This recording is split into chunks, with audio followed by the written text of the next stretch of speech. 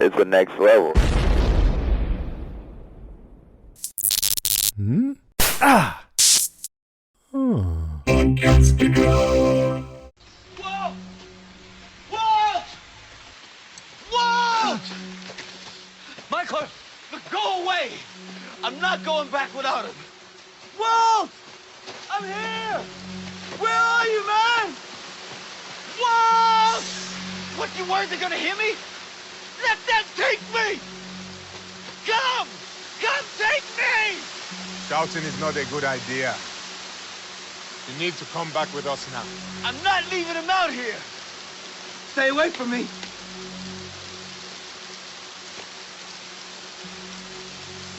I know they took your son. But you have no idea what these people are capable of. And they will not be found if they don't want to be.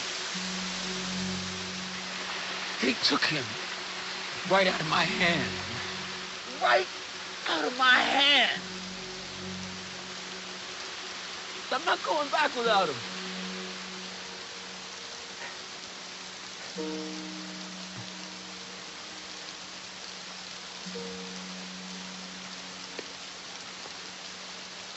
You find Walt, Michael.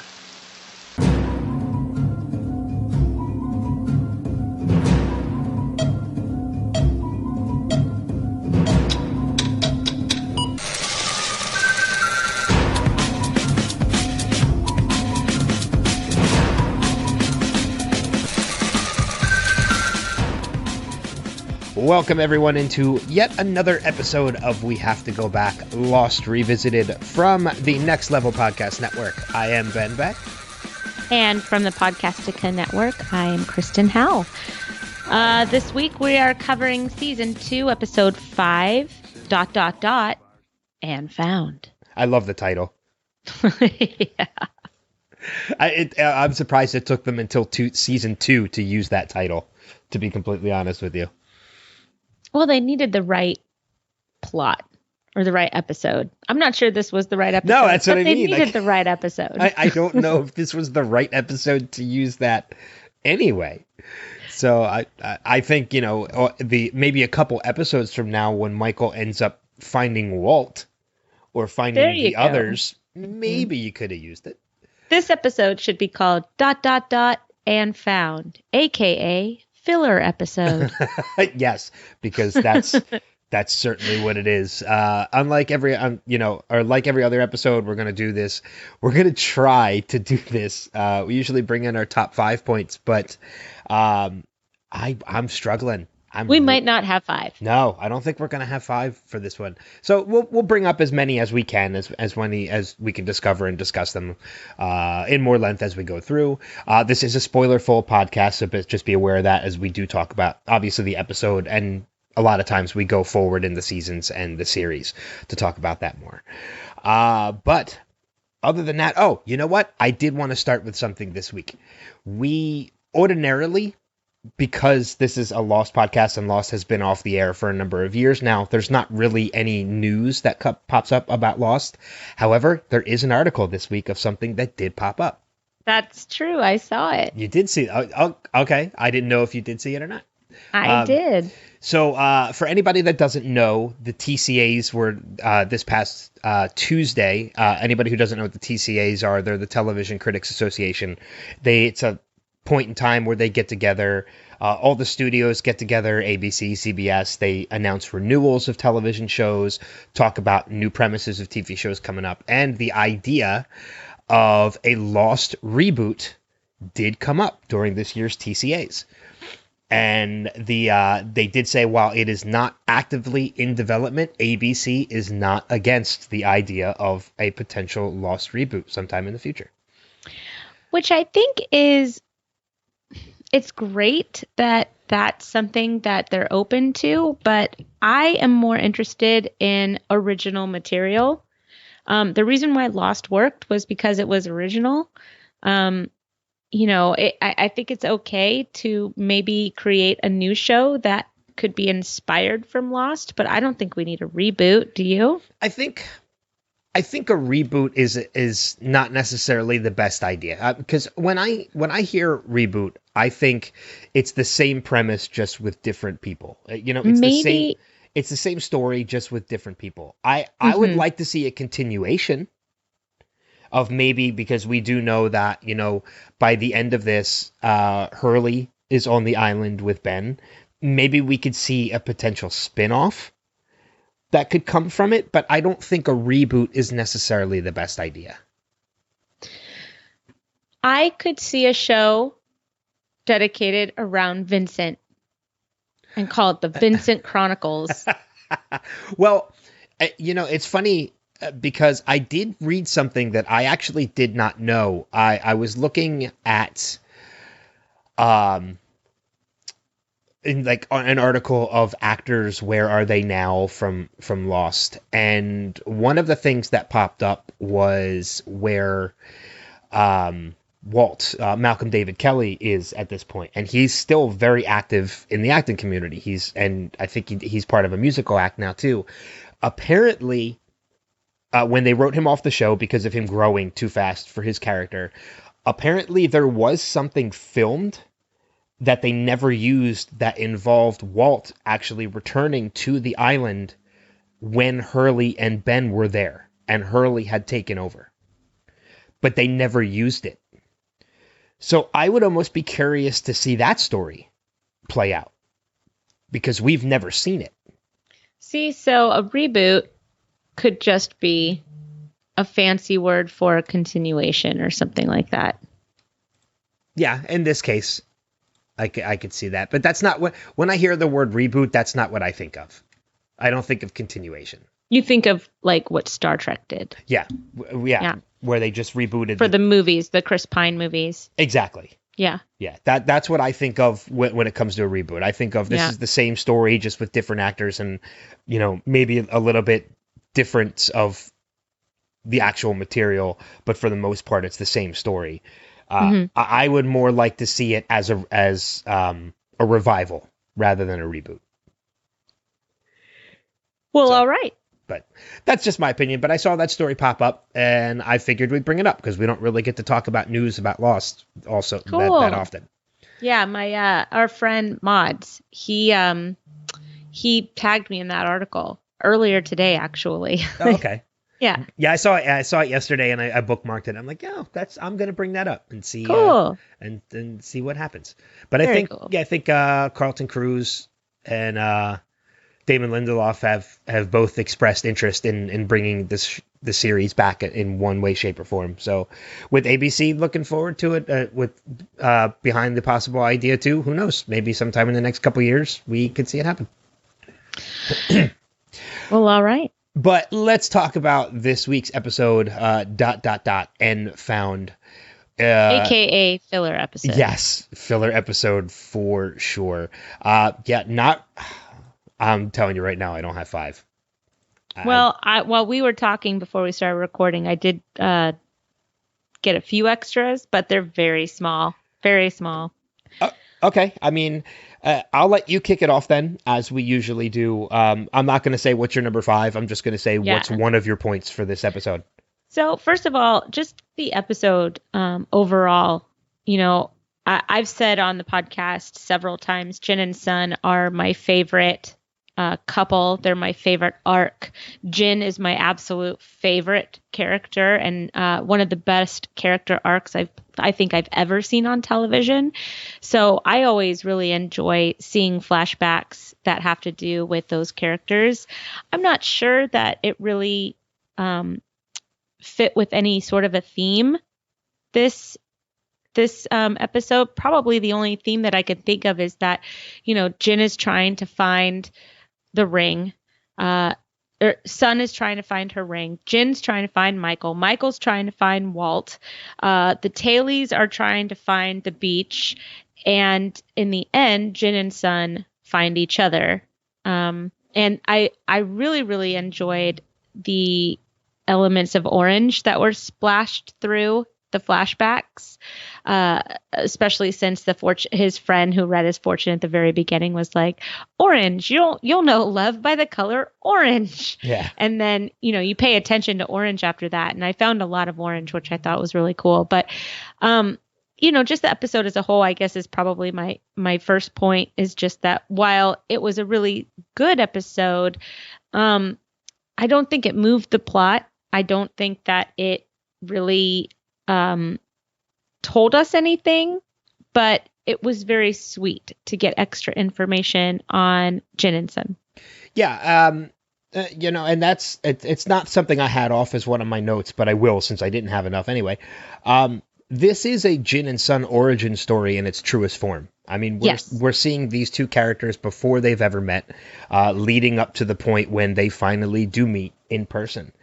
And one of the things I did have marked off as one of my top points, and I'll lead it into this, is I actually found this to be kind of, and I agree with you completely, Jin and Sun, not just across this series, but across, God, almost any other series that you put in front of me, they are one of the most interesting, beautiful, and tragic love stories that you've ever seen in television. Mm-hmm. And that brings tears to my eyes the way you just said that. But at the same time, like, this story, while it does, as you're right, it doesn't progress the plot forward anymore. I think the only thing we really got out of this episode is we get more of an introduction with Mr. Echo, as we finally get his name.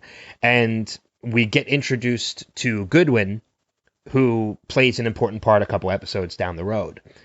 But what I really did enjoy about the backstory of this is that it's so beautifully told about these characters, and to the point where in both the flashbacks and the present day, the present timeline, it's so relatable in comparison that at both times they are so close yet so far away from each other. They run into each other. Their lives cross paths so many times in the flashback before they finally meet. And yet that at the same time, they're so close to one another they're literally on the same island, but have no idea.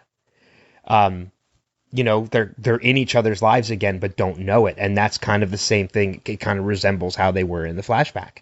They were crossing paths with one another. Now, they're not crossing paths on the island, obviously. They're on opposite ends of it. But they're still so close yet so far away from each other, is that they just don't know it. Right. If that makes sense. Absolutely, it makes sense. And, maybe that's an indication that they will always be kind of cross lovers as a result, which we know is kind of a theme overall for their arc in the series. Yeah. Yeah. But that was, again, it is a filler episode for me, but that was one of the things I actually did really enjoy, was making that comparison with these two characters between their past and their present. Yeah, I agree. And that's wonderful. That kind of goes right into my next point, which was just kind of the Gateway Hotel and how the father and the son that own the hotel, Jin and Sun both walked away from each of them. And in doing that, this hotel and these hotel owners kind of brought Jin and Sun together as a result. The day that they both walked out of that hotel with, their head held high, with, their self-respect intact. I thought that they kind of showed in that moment that they were both at kind of a crossroads in their life of making a decision of, do I want to compromise myself, or do I want to walk away and keep my dignity intact? And they both chose to keep their dignity. And in doing that, they got to find each other later that day. And I thought that there was something really beautiful about that. Yeah. Yeah, I mean, again, it just goes into the point that you and I have both made a number of times. I just made it earlier, and as did you, that just, again, this is one of the most beautiful yet tragic couples in television. They're two characters that are destined to live their lives with one another any way you look at it, but you just don't realize how short that time is when it comes to these two. Right. I thought it was really funny when Jin saw the woman, the really beautiful woman with the like bright orange dress, and he just turns to look at her like, "Oh, is that the love?" And then he runs right into Sun afterwards. I thought that was beautiful. And you know what though? In all honesty, I probably would have done the same thing. Yeah, of course. Because you have that implied thought of that orange color, and you see this beautiful girl wearing an orange dress. Like, why would you? Real bright orange. Yeah, like it stands out. Why would you not turn and look? Because that's going to click. That idea is going to click in your mind. Mm-hmm. Yeah. And did you notice that Jin's flower on his lapel was orange? I did. And then there was something else that was orange. I think it was Sun's scarf when she first walked in was like a rust color, which is like in the orange family. Okay. And the pin that she put in her hair getting ready for the date, that was also orange. Oh, so you picked up on a lot more orange than I did. The flower was really the only thing I picked up on. Yeah, I thought that orange was kind of splashed in there very nicely and subtly. Yeah, subtly. I'm really tired. I'm so sorry. I've got 2 sick kids and a semi-sick husband right now, so I'm kind of running on caffeine and adrenaline. That's all right. You don't have to apologize. If I sound subdued to the listeners, I apologize. Well, I mean, and again, too, there's really not a lot to talk about with this episode.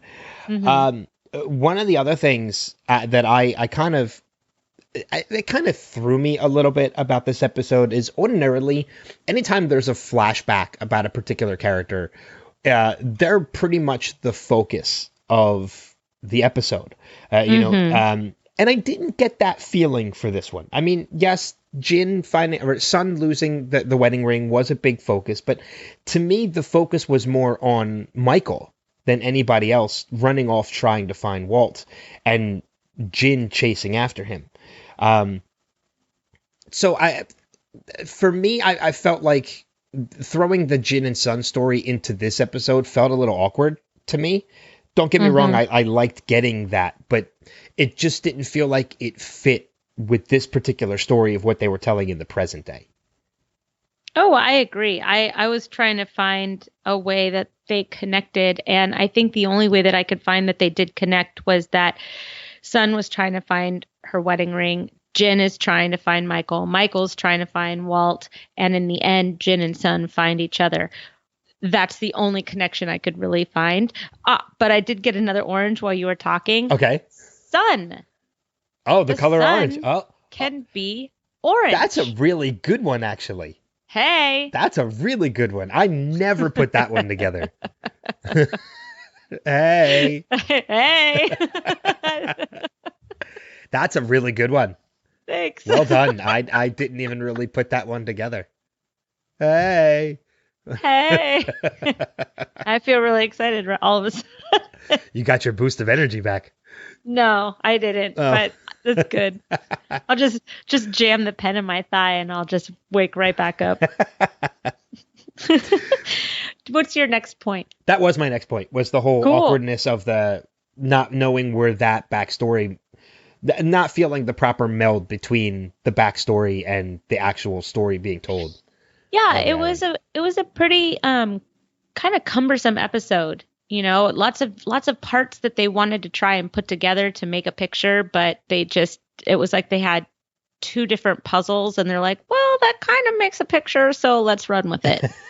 Yeah, these pieces kind of fit. Like the shapes fit, but the picture looks a little wonky. That's an even better analogy. Yeah, the pieces fit together, but the picture's kind of off. Yeah. So yeah, that's a good way to describe it. Yeah, thanks. What's your next point? So my next point is Ana Lucia sucks. Yeah, God, yes. I'm so glad that we agree on that. Yeah, I'm always looking at ways that I can call out Jack for the travesty that he is.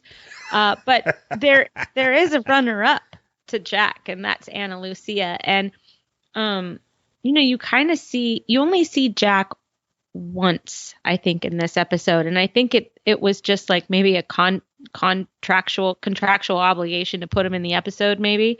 But the story he gives Sun, first of all, is terrible. He's like, oh yeah, I went to the jeweler and I got a replica made, and you could just see on Sun's face going, yeah, I can't do that. Yeah, exactly. You're an asshole. And he just like walks away. It's just like, it's that bedside manner again, Dr. Shepard. Great job, buddy. Sun's thinking to herself, you're the worst. You're the worst. You're worst. And then you go back to Ana Lucia, and she looks equally, if not worse, than Jack, as Jack. And I mean, Sawyer's got a gunshot wound to the shoulder. He is not doing well. He clearly has an infection. He's sitting down, and she's just like, we're gonna leave you. And he's like, then leave me. Stop threatening to do it. Echo, they lose somebody in the forest, and Echo's like, I'm gonna go after, and she's like, well, we can't wait for you. And it's like, you are such a bitch. Like, do you have loyalty to anybody at all? Other than herself. I understand that they went through something, that we're going to find out about in a few weeks, with the other 48 days, 44 days, 48 days. But oh my gosh, like there's 5 of you left, and clearly your leadership sucks. So maybe you start going with a little softer of a touch. Yeah. God, you're like full of them today too. Like the points. I mean, good points. In that, like you mentioned, like full of it today. No, I'm full of them. I said. I know. Sorry, I was just having fun with your words. But you're right. Like there were 23 of you. There's only how many of you left? Maybe your leadership isn't exactly the best. I mean, Jack sucks, but he still has most of his people. He's keeping just about everybody alive. Well, because he's allowed for more leaders to pop up. We've seen what was really nice was seeing Mr. Echo without Ana Lucia. And you see that he probably is a much better leader, but he has deferred to the bulldog of the group, probably for some sort of synchrony. But I mean, he's able to communicate well with Jin. He's able to softly bring Michael back into the group and back into the fold.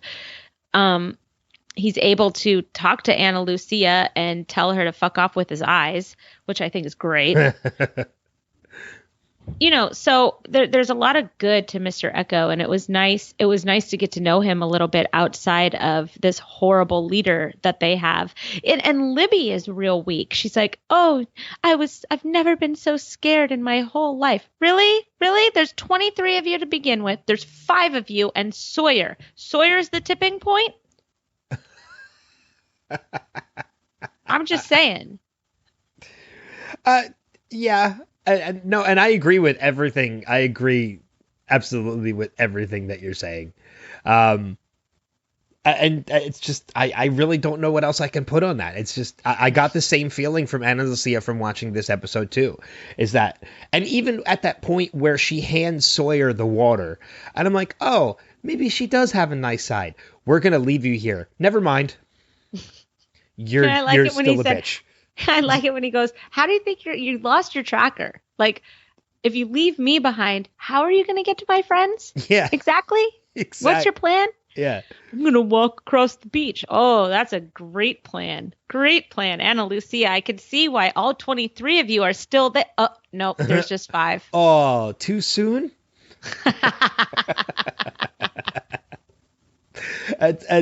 Yeah, she's just a horrible person, and I'm kind of thankful at this point she doesn't last too much longer. Spoiler. Well, thankfully she does have a little bit of an arc, which is nice. I mean, we do soften to her later, but she's got a rough beginning. She's got like a Grace from Manifest beginning.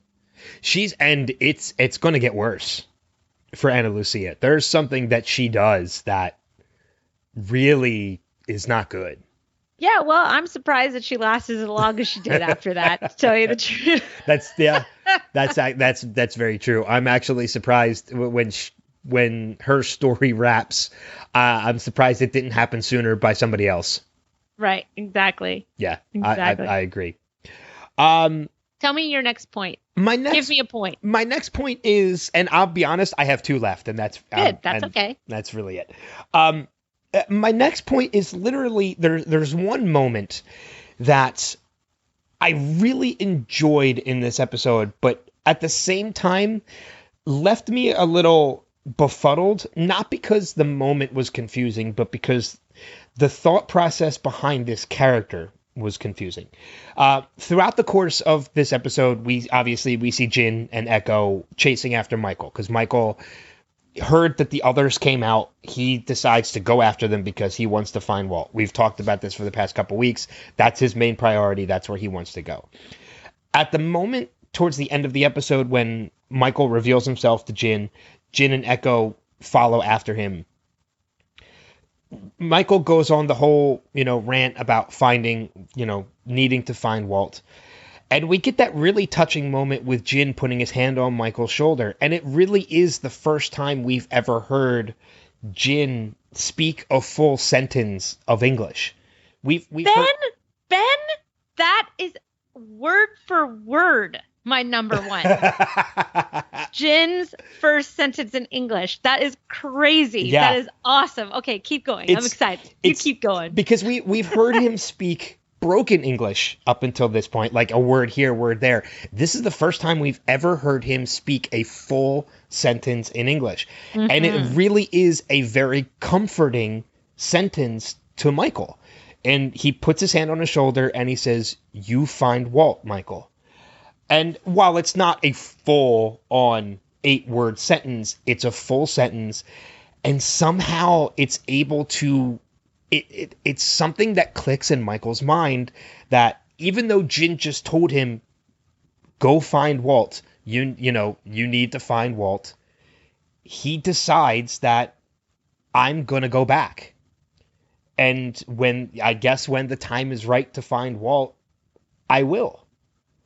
So, I mean, it's a very touching sentiment to see that happen, to hear Jin speak English to Michael, to comfort Michael. But I'm curious as to what Michael's thought process was that, this guy just gave me permission to continue my journey, but I'm going to go back instead. So I think that is linked to the beginning of the episode because Michael went up to Jin and touched him on the shoulder and said, you're going to find Sun. And he reassured him. He said, Sun, you will see Sun again soon. So, and I think that kind of connects Jin bringing Michael back to earth a little bit because Michael had gone off the rails a lot, and I mean, this is probably the only part of the entire episode that I was actually really emotionally invested just because as Michael is screaming next to that waterfall, come take me, come get me. I don't care if they hear me. They took him out of my hands. This is played just with perfection by Harold Perrineau. I don't know if he was a father at the time. I don't know if he just tapped into some, inner actor resource of his or something, but I really felt very deeply that he was Walt's father in this moment, that he just wanted his son back. And it was like emotionally, just emotional. I was right there with him, basically. He had that lost voice like he did on the raft when he was screaming for Walt so much that he lost his voice and he couldn't scream anymore. And it's Jin that brings him back, much like Sawyer does the same thing for Michael when they're on the raft. I think it's when they were just floating there and Michael's crying and crying and crying and Sawyer just, he softens. So, there's something about a broken Michael because Michael is he's got so much bravado and he's got a lot of bark to his character. He's just he's like a bull in a china shop, I mean, he just kind of crashes through everybody's stuff and he doesn't really care if, if your stuff is broken or something, because he's just got this huge chip on his shoulder. But a broken Michael is really off-putting, and I think it makes people around him kind of soften, and Jin was able to use that softness and bring him back into the fold. What do you think? No, because I just went around in circles. No, but what you're saying does make a lot of sense. I completely agree with you in that this is. There's been a number of moments where I've really felt for Michael. I can't say as a father because I'm not a father. I've helped to raise people to a certain degree and have almost become stepfather at certain points. That's the closest I've ever become. But, I can put myself in that mindset a little bit, having been in those situations. And you're right. This is the first time more than any other time. I don't want to say it's the first time because I felt him be a father before, but more than any other time, this is the most I've ever seen him become a father. And you really do feel for him and gets completely in that mindset that you're going to do whatever it takes. But I like the idea of what you mentioned too, of how it goes back to the beginning of the episode with him putting his hand on Jin's, shoulder and saying, you'll find son. We'll find our way back. And you're right. I think that's one of those things that maybe that's what it was, and that kind of clicked in his head, and he remembered that moment of him kind of putting Jin at ease, and that's what put him at ease the same way. Oh, that's really observant. So Jin basically used Michael's tactics on him when he needed it. I like that. I really like that. That's really cool. Yeah, I didn't see that until you brought that up. Ben, we're such a good team. I wasn't able to tie that together, but that's pretty much my I've kind of come around on that, and I think that's a good observation, is that Jin kind of used Michael's own comfort to comfort him. Mm-hmm. So Jin's the best. He is. I'm gonna be so heartbroken when we have to start talking about, like, thankfully that's a long time away. Thankfully it's not until the last season, so time away. Yeah. But still, there's a lot of Jin and Sun goodness coming up, man. There is. And there's a lot of other heartbreak that happens before that one. Yeah, not Penny's boat. Oh, don't do that. That is, I think, in all honesty, next to Jin and Sun, I think that episode, that not Penny's boat moment, I think is probably the most heartbreaking moment of this entire series to me. Yeah, I think that there's a lot of people that would agree with you on that. I'm sure that there's a lot of people nodding right now. Yeah, it's just, God, that's going to break my heart when we talk about that episode. I agree. When I agree with podcasts, I always nod along like I'm listening to them, and I'm like fully face to face in the conversation. I'm like, yeah. So you mentioned that was your number one. Did you have any other points besides that? I just thought that the scene between Hurley and Sun was really cute. I'm glad you brought that up, because I have a note about that too. Well, I just love it that they're just sitting there waiting for Vincent to poop. Another episode of the Vincent Chronicles. I only have one more point, and it kind of ties into that, but I want to let you finish if you had anything else. The only thing I wanted to say was I love that Hurley can take a terrible situation that nobody was making Sun feel any better about, just by, trying to comfort her. And it's just trying to watch the dog poop, and Hurley just trying to find out, are you in the good Korea or the bad Korea? Did you have a dog? Like, he's trying desperately to just keep her talking, and he's just so kind and wonderful. And I don't see how anybody could ever hate Hurley. Ever. Well, and what I love about that interaction too, and I'll use this to kind of lead into my final point. Cool. Is I equated Hurley to a particular character, and you'll get this when I'm talking about it. But when he's talking to Sun about how his dog went into the drawer full of Smarties and ate a handful of change, and he pooped out $1.35. No, he crapped out. $1.35 in nickels. $1.35. There's this look on Hurley's face, like waiting for Sun to laugh. Like, it's funny, isn't it? And the only thing I can think in the back of my head is waka waka waka. Like, Hurley is literally the Fozzie Bear of the island. Like, like, you're gonna laugh, right? That's funny. You're gonna laugh, right? Like that. He is literally the Fozzie Bear of this group. If there is any time that Sun was going to laugh, it was that time. So, that should pretty much sell it for you. Yeah. But it leads me into my final point of what I feel like the majority of this episode, and I really did enjoy this part of this episode. This episode, while it's kind of a bunch of broken up stories, or 2 or 3 stories broken up, trying to piece it together, as we mentioned earlier, this episode really is full of a lot of great interactions between characters. Mm-hmm. The Locke and Sun scene is really great, too. Oh, my God. When Locke walks up and just says, "Bad day," like, I chuckled at that. Like, you see her tearing her plants out and out of the ground looking for it, and he just walks up, "Bad day." Like, and he made her laugh. He made her laugh because she goes, "Did you see?" And he goes, "What? You tear up your garden?" "No, I didn't see that." Yeah, exactly. And he always knows, like, what to say about particular characters, or to say to particular people, almost like he's a natural at comforting people. We've seen him interact with Charlie when Charlie was going through withdrawal. He's kind of talked to Kate in certain situations. He's just a natural at speaking to people. One of the loveliest scenes of the entire season 1 is when him and Claire made the baby bassinet together. Exactly. But 2 of the other interactions that I really loved from this episode actually both involve Jin. The first one naturally. The first one is when Jin, Ana Lucia, and Bernard are fishing.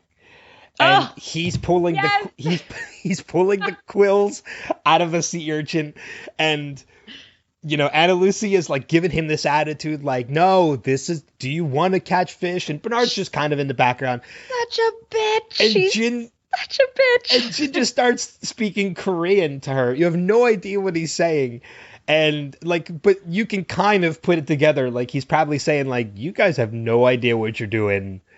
Like, you guys are amateurs. Like, just watch. I'll show you what to do." And in a matter of minutes, pulls in a net full of red snapper fish. Like, and the look on Annalie's face of like, "Oh shit, all right, he knows what he's doing." I like it when Sawyer's like, "Man knows how to fish. I'd take him with you if I were you." Yeah, exactly. But the other interaction I have written down that I absolutely loved is really the first major interaction between Jin and Echo. I mean, we see Jin's going to head off after Michael.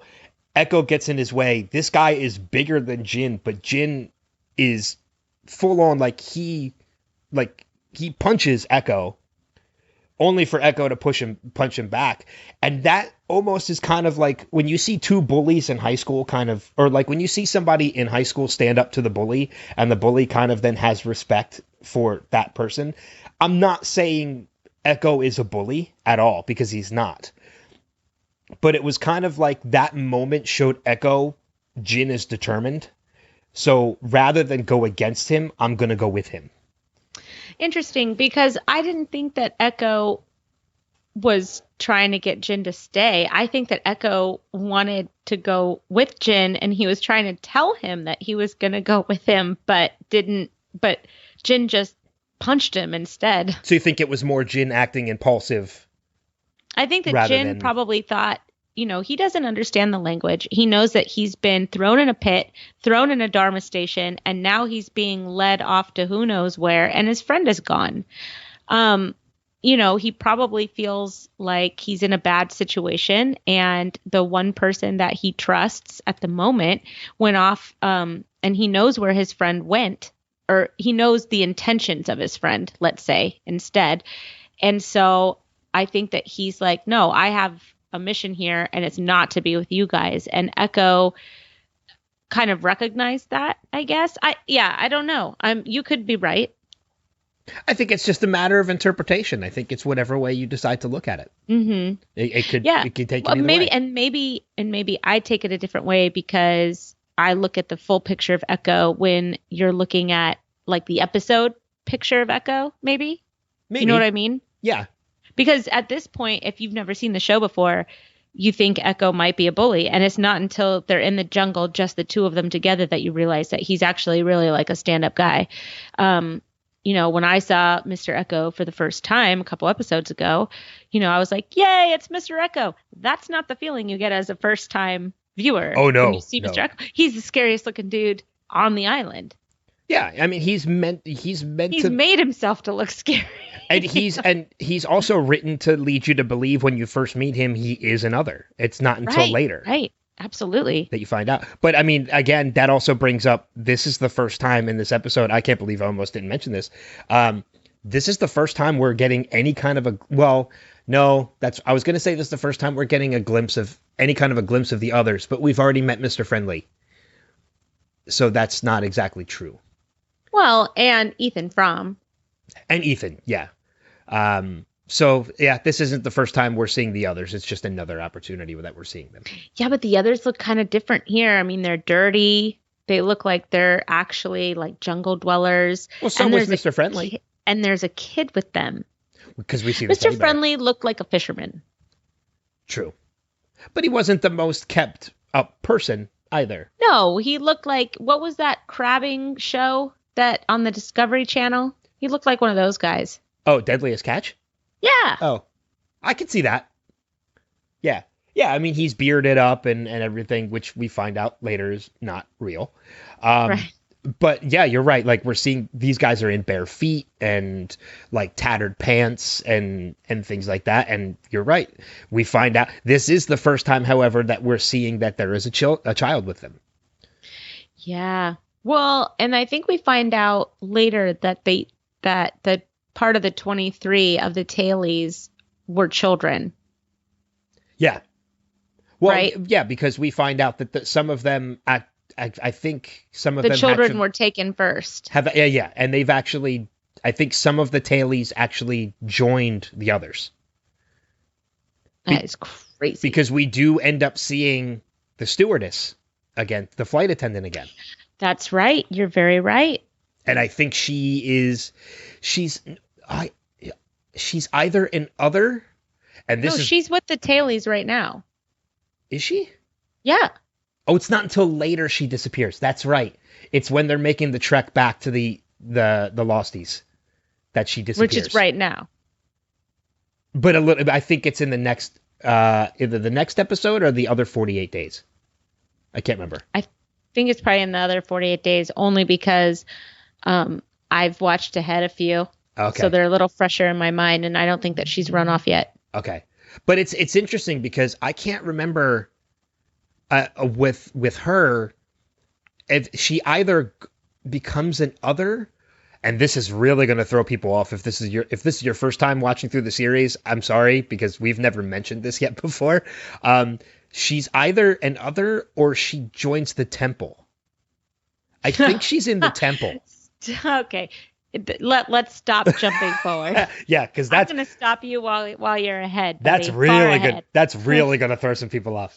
Yeah, so let's quit while we're ahead. All right. Do you have any other notes about the episode? No, that's pretty much everything I had from this episode. What about you? Yeah, it is. I wish I had more. I just don't. I think that this was a really straightforward episode that was a little clumsily put together, but I very much appreciate and love any Jin and Sun flashback, flash forward, flash sideways, flash present. I love Jin and Sun, so I'm fine with whatever they want to throw at me. It's again, I mean, you and I both thoroughly love this series. It's one of the reasons why we're podcasting on it. But you know what? We'll be straightforward when there's episodes that aren't exactly the best and are kind of lacking in story, such as this one. We'll tell you. I mean, and this is one of those episodes that just we felt that way about. Mm-hmm. So yeah. We're not going to like sugarcoat episodes just to make it feel like we loved every one of them. I've made it known from the start. The expose episode is one of my least favorite episodes of this series. We're going to find some good stuff there. Oh, God. And you know what really ticks me off, too, is I saw... I know what you're about to say. EW put out an article of like the top 12 most essential episodes of Lost that you should watch, and Expose was in that list. I'm like, no, I don't like this list. So we should watch it with that in mind and find out why on earth that's there. How's that? Maybe. That'll be our goal. All right. All right. We'll see. Shall we talk about Manifest for a couple minutes? Yeah, let's do that. So this is one of 3 episodes left remaining in the series. This was episode 14 of 16, episode titled Upgrade. And this was a big... Ben and Michaela, they seem to be pretty much the most prevalent characters of this. I think it's pretty safe to say at this point they are the leads of this series. Yeah. But, I mean, this was a big Sanvi episode as well. So finally, Sanvi got some screen time. Yeah, I'm happy, too, because Parveen, when I interviewed her, she's such a sweetheart. So I'm glad that she's getting more screen time. And I'm waiting because, as I said, the TCAs were this weekend. A lot of shows that I like New Amsterdam and such, got renewals for a second season, but we haven't heard anything yet on Manifest.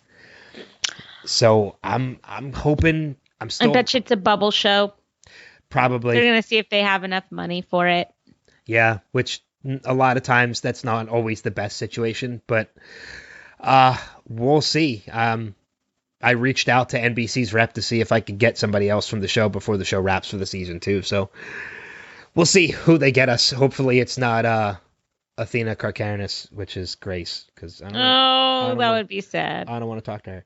I do. That's a lie. Just because I don't like a character doesn't mean the actor sucks. Because a lot of times I've talked to actors who play characters I don't like, and they turn out to be awesome. This was a good Grace episode. You know, again, there's a lot of stuff that happens with Parveen, and I mentioned this when we were prepping for the episode. I really don't have a lot to say about this episode, with the exception of one point. And I'll just lead with that, and then we'll just take it from there, and then I'll let you make any other points that you want to add to it, because I don't know if you're going to feel the same way. How I've been feeling about Grace before I kind of started to feel for her a little bit, I totally felt for Lourdes this episode. I really had a strong dislike for Lourdes this episode.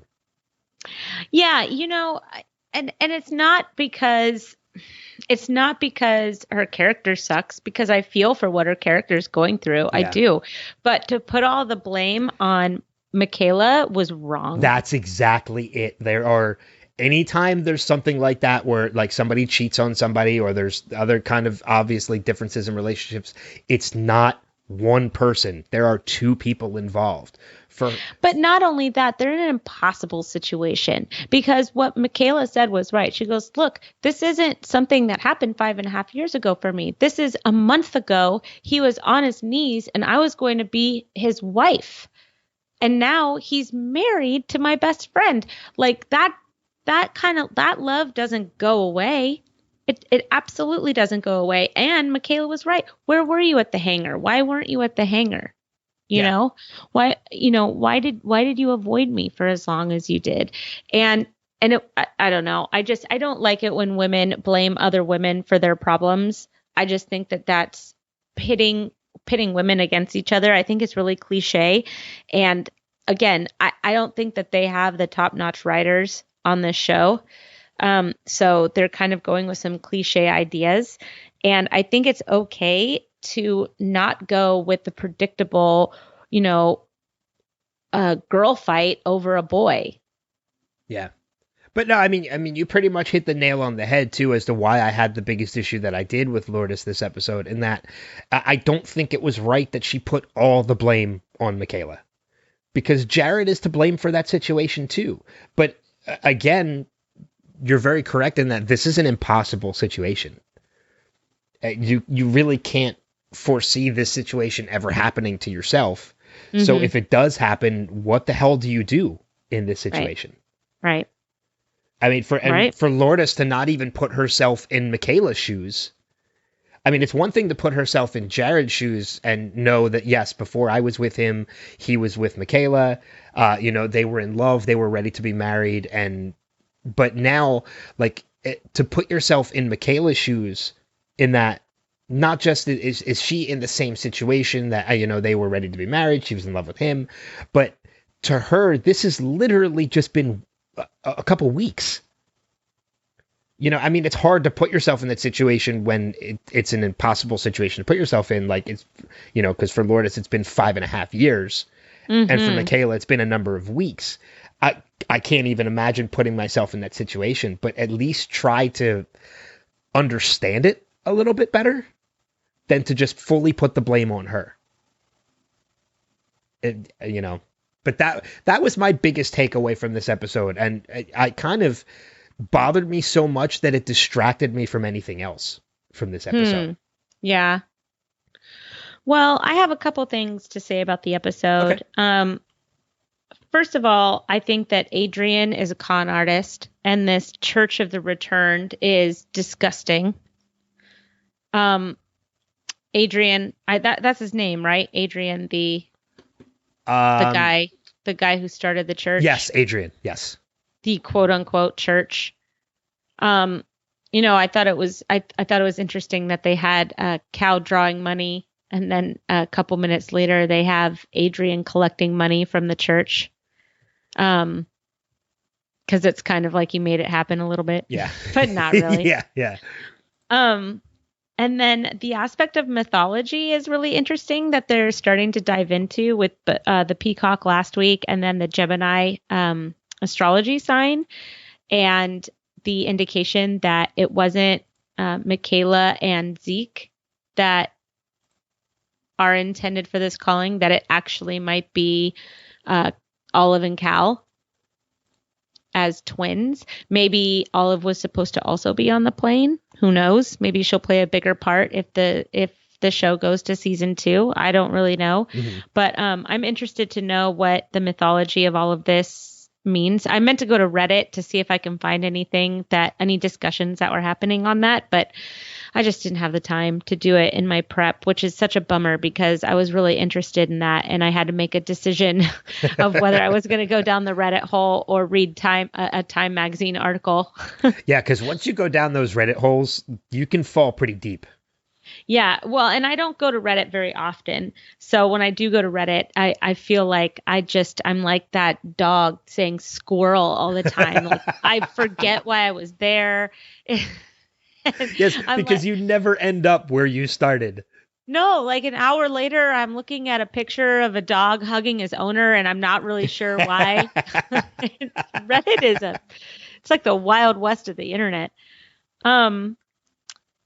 And then the electric truck that was pulled out of the river. What is the significance of this truck? Have I completely forgotten something that was planted earlier? I don't get it either. I know we're going to find out more about it next week because I was confused by the end of the episode as to when this guy leaps out. Like, you find out this guy's been underwater for 80 hours and he should be long dead at that point, but he ends up leaping at her. And the way the episode ends, I was thinking, I'm like, okay, was that in Michaela's head? Did that really, is this guy really still alive? Did she imagine it? Was it part of a calling? Are we supposed to know who he is? No, we don't know who he is at this point, and he is very much alive. This was not in Michaela's head. It's in the promo for next week. Well, and he's a wolf? Is he supposed to be the wolf? Again, I don't know, because I couldn't figure out the significance of the wolf. I know Zeke has the calling of the wolf that attacks him. Cal is able to draw it, and his drawing of it is actually attacking Michaela and not Zeke. And then this guy leaps out at her like the wolf does in the calling. So maybe he's going to have a wolf tattoo on him. I have no idea. I'm really confused about this at this point. Yeah, I don't know. I still don't understand it. And everybody looked real worried about Cal's drawing. I will say that I really like Zeke, a lot. I think he's a great new character. I don't think that there's anything that is sinister about him, which makes me really happy. Excuse me. So I'm excited to kind of see, and then in the final few episodes here, kind of where his character goes and what his character means for the rest of the story, because he's the most interesting character to me right now. And I think what's really great about his character and what really makes it intriguing is that he brings in this whole new element of whatever it is that's causing these things, these callings, and whatever ties all these passengers of this flight together. He is an outside element of this because he's going through the same things, but he wasn't with them. So he adds this whole new intriguing element to this story that I think draws people in and makes him, especially now that you know that there's nothing nefarious about his character. Well, yes. The only thing that I would say is a red flag is the fact that he doesn't want to reach out to his family. Now, I don't know if that means that maybe his mother is the major. I don't know, right? Ooh, I mean, that would maybe be an interesting twist. Something crazy. I don't know. But I mean, he has no interest in reaching out to his family. And that would be probably the only red flag that there is about him, other than the fact that, he survived for a year and a half in a cave. That would be a very interesting twist to this story because we don't know the major's name. We just know her as the major. Yeah. So, you know what? I'm going to give you that one. I would not be surprised if that's something that comes up by the finale. If we find out her real last name is Landon and they're related. If that can happen, can I have like a cookie? I'll send you like a dozen. A dozen cookies? Yeah. Okay, you heard it here. Because you'll deserve them for making that prediction. Seriously. Because that's something that never even crossed my mind, is that he could be related to the major. Well, who knows, right? I mean, he has to fit in somewhere. I don't know how. He doesn't fit in with the constellation because it doesn't really fit, but who knows? I mean, that's the best part about shows like this is that anything can happen, and usually anything does happen. Yeah, very true. So 2 episodes left before we're wrapped for the season. It's still up in the air as to whether or not we're getting a second season, but you know what? I'm hoping for it because the show has kept me intrigued. Yeah. Especially if it ends in a cliffhanger. If it ends in a cliffhanger, they better give us a second season. Otherwise, I'm going to be really mad. It'll be like My So-Called Life all over again. Oh, God. Or Jericho, which was another show I loved although Jericho, they brought back for 6 episodes to give the fans an ending because fans were royally pissed off that show got canceled on a cliffhanger. Well, I heard that Heroes got canceled on a cliffhanger too, and Heroes, because I watched it until I just couldn't watch it anymore. It was so good, and then it was so tragically bad. Yeah, and then agreed. I heard that the last season was really good, but it ended on a cliffhanger, and then it was canceled. And I'm like, well, I'm not going to put myself through that, so I never finished the series. Yeah, I watched Heroes. And see, Heroes was like one of those shows that I absolutely loved the first season. But the first season was the best 10 episodes of television that I had seen up until then. But I was completely disappointed with the finale of the first season. Yeah, I would agree with that. And then the second season was good. And then the third season, when they started bringing in like the circus and all that stuff, I'm like, no, this is not good. Like, I don't want to watch this anymore. And I agree. And I stopped. Mm-hmm. So, but I liked Peter Petrelli. I thought that when what happened to him at the very end of the first season happened, I was like, well, that sucks. The show sucks now, because that was like the best part of the show. Peter Petrelli. I was a big fan of Hero too. Oh yeah, he was cool. I liked his friend. Yeah. Oh yeah. God, that's a show. Maybe I should go back and rewatch it at some point. It might be another one we could revisit down the road. There you go. We do have some feedback this week, as we usually do. Our buddy Steve has sent us feedback as he does. But before we get into that, we want to let you guys know how you guys can leave us feedback, which we encourage you to do. And there are many ways that you can do that. First off, we are on Facebook at facebook.com/Lost Revisited. We are on Instagram at Lost Revisited Pod. You can email us at lostrevisited.pod@gmail.com. And if you'd like to leave a message, you can always record yourself and send it to our email address, which is exactly what Steve does. So he sent us feedback, as he usually does, for both Lost and Manifest. So we're going to jump first to his message about Lost, and we'll play that for you now. Hello, Ben and Kristen. It's Steve, and I only had a chance to watch this episode of Lost once, but I'm recording this because I want to watch Manifest again. I really like this episode. This is for And Found, and what a dick. The hotel owner is just a dick, the way he talks to Jen, and then about with the dad and his kid thing. Loved Mr. Echo's line, they don't leave tracks. And I noticed Sun wears a watch on the island, and I think that's interesting. Just a couple quick mentions to finish this up. We have a Jack's the worst moment here when he reveals that he lost his wedding ring and never told his wife. I think that's kind of a Jack's the worst move. And then we get, again, Jen fishing. We've seen this before, but just really, really cool. So short one this week. Talk to you later. He agrees with me. He does, and that made me laugh. Him, we have a Jack's the worst moment. We do have a Jack's the worst moment. Steve made me laugh too when he's like, the hotel owner, what a dick. Yeah, because he is. He really was, yeah.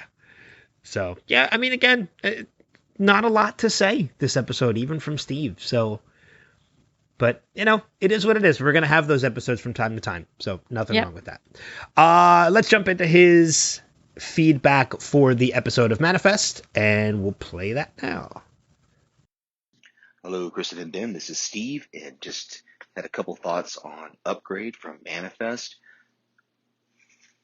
I did suspect that Cal was starting to distrust Zeke at the beginning. I was fooled by that, to see, not just realize that he was just worried about his visions coming true or causing them to happen, but of course we knew at least one of these marriages was going to have to implode for this show to proceed, and I'm afraid that Des or whoever it was that said last week that Grace may end up being sacrificed. I'm starting to fear that now, because they are making us like her again. They are getting her more involved.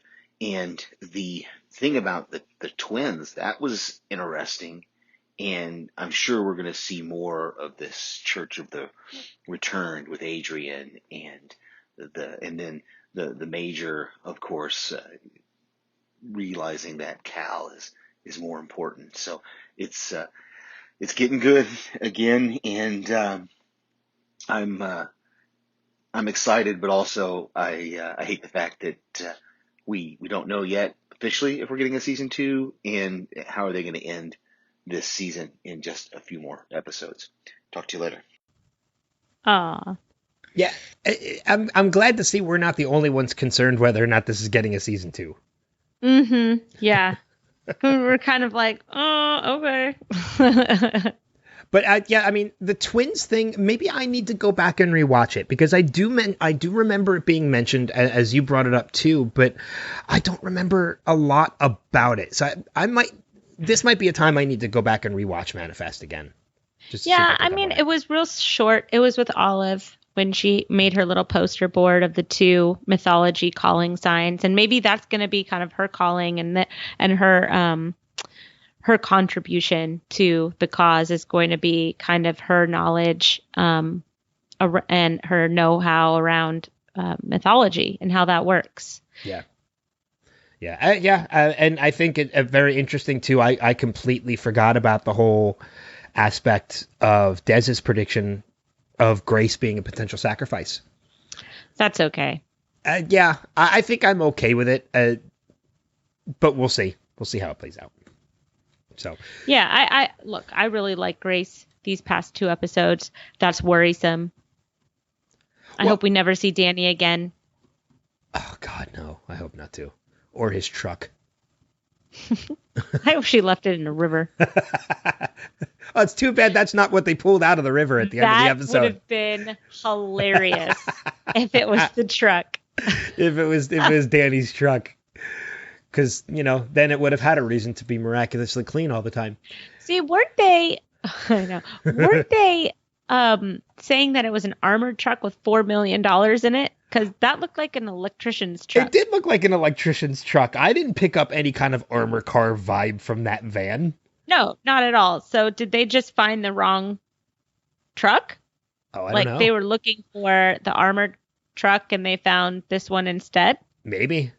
Maybe he just fell in there. Maybe he fell in, when flight 828 disappeared and it's been, 5 years and 7 months for him. Do you know a fun note that I wanted to bring up? I was going to bring it up on a later podcast, but I'll bring it up now because it's just in passing. I've been watching a lot of older movies lately, and I'm starting to realize that Oceanic Airlines it's basically a made up airline for movies. That's basically what it is. Oceanic has been in a number of movies, but Lost literally killed the Oceanic Airline franchise because it has not shown up ever again since Lost. Oh, that's funny. In anything that I've seen. Like it has been an airline literally where terrorists have taken over airplanes. I mean, it's been some normal flights too, but like the movie Executive Decision with Kurt Russell, terrorists take over Oceanic flight, whatever. But it took crashing on an island in Lost to kill the Oceanic airline, which I just thought was a lot of fun. Or it's just become so iconic now that they're like, why are they using Oceanic anymore? Isn't that the Lost plane? That could be it. It could be that just it became so synonymous with Lost that they kind of just can't use it anymore. Yeah, Oceana. Or it's Oceanic. It's Oceanic. Yeah, Oceanic. Because there's a cruise line called Oceana. And my parents went on a cruise last year for... their some wedding anniversary. I don't know. I've been on an Oceania cruise. Right. So, but when they went, I was like, oh, I think I should go on there.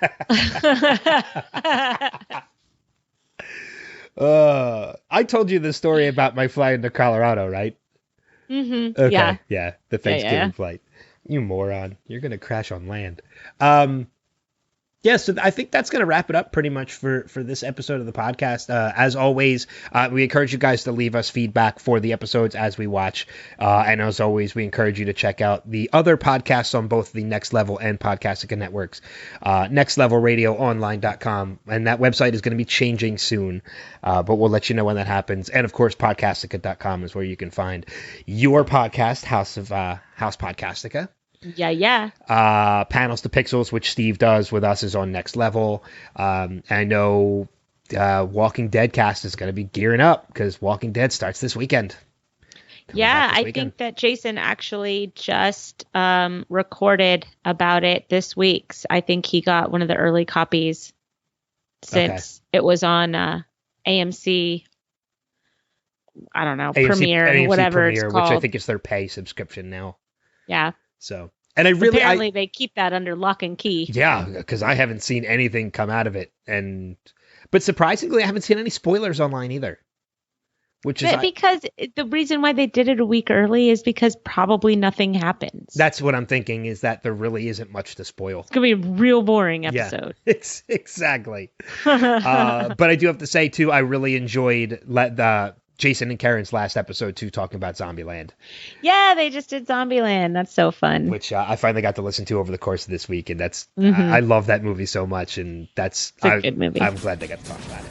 Yeah. But next week for our podcast, we're going to be talking about the next episode of Lost, obviously, which is Abandoned. Which Sawyer is in a lot of trouble this episode. He is not in good shape. No, poor guy. I know. But that's going to wrap it up for this episode of We Have to Go Back. Until next week, guys, we'll see you further on down that rabbit hole. Take care. Bye.